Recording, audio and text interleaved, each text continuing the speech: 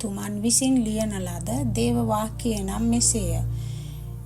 ජුවාම් 8:51 සිට 59 දක්වා.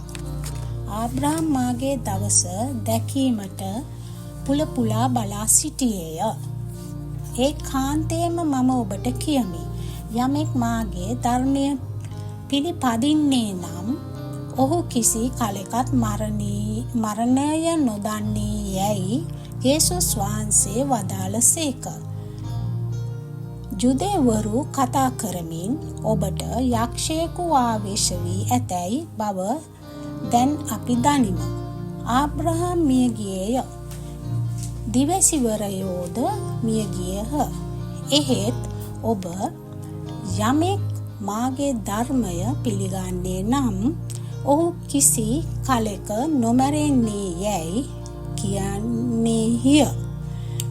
මිය ගියා වූ අපේ පිය වූ ආබ්‍රහම්ට වඩා ඔබ උතුම්ද? දිවැසිවරයෝ පවා මිය ගියහ. ඔබ කවරෙක් යයි කියා සිතන්නේ දැයි ඇසූහ. යේසුස් වහන්සේ පිළිතුරු දෙමින්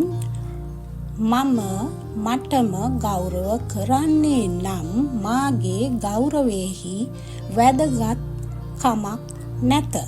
මට ගෞරව කරන්නේ මාගේ පියාණන් වහන්සේය. ඔබ දෙවියන් වහන්සේ යැයි ඔබ කියන්නේ උන්වහන්සේ ගැනමය.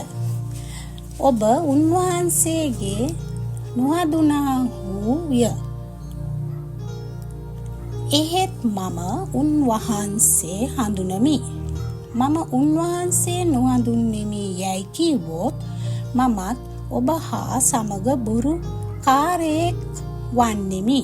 එහෙත් මම උන්වහන්සේ හඳුනමි. උන්වහන්සේගේ වචනයද පිළිපදිනිමි. ඔබ පිය වූ ආබ්‍රහම් මාගේ පැමිණීමේ දවස දැකීමට පුලපුලා සිටියේය. ඔහු එය දැක ප්‍රීති වී යැයි වදාළසේක.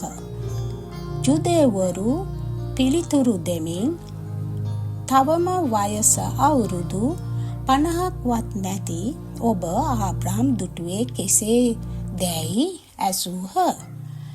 ඒකාන්තයෙන්ම මම ඔබට කියමි. ආබ්‍රහම් උපන් දිනයටත් පෙර මම වෙමි යැයි උන්වහන්සේ වදාළසේක. උන්වහන්සේට ගසන පිණිස ගල් අතට ගත්හ.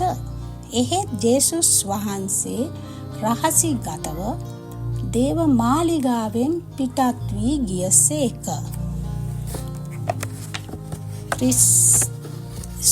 සමිදානන් වහන්සේගේ සුභාරංසිය මෙසේය. ක්‍රිස්තුනි ඔබ වහන්සේට ප්‍රශංසා වේවා.